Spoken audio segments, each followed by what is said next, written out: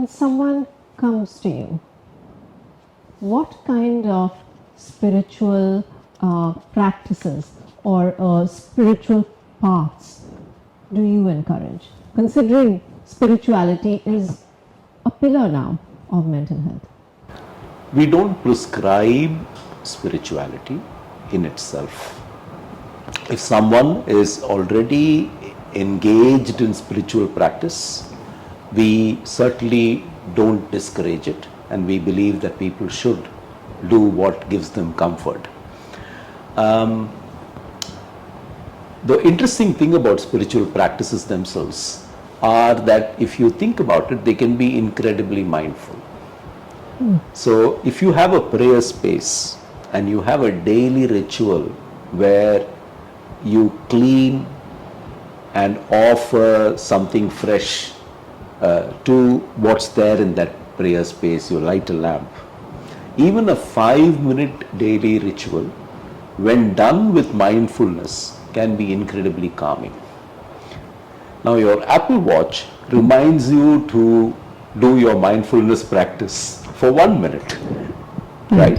So in a sense, if you think about it, having a regular spiritual practice can be very mindful and can therefore contribute to positive mental health for most people. So I think that's the natural part. And we would definitely, if someone's already engaged in that or wishes to engage in that, we would ask them to engage in that.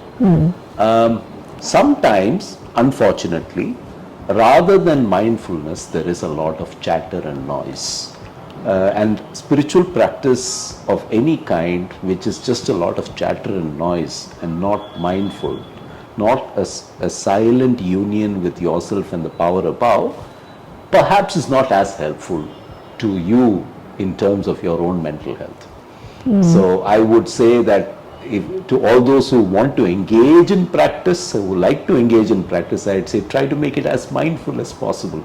Even a few minutes spent mindfully is likely to contribute to your positive mental health. Right, because the other part is more cultural, isn't it? Like a Durga Puja celebration. You're going out, you're mingling with people, it becomes part of community. And that's important too, but from a very social perspective. Absolutely. Absolutely. It's in some ways there are religious and spiritual practices that are trying to make a statement. There are religious and spiritual practices that often are trying to anchor an entire community. And those are very different from those that are personal. That's right.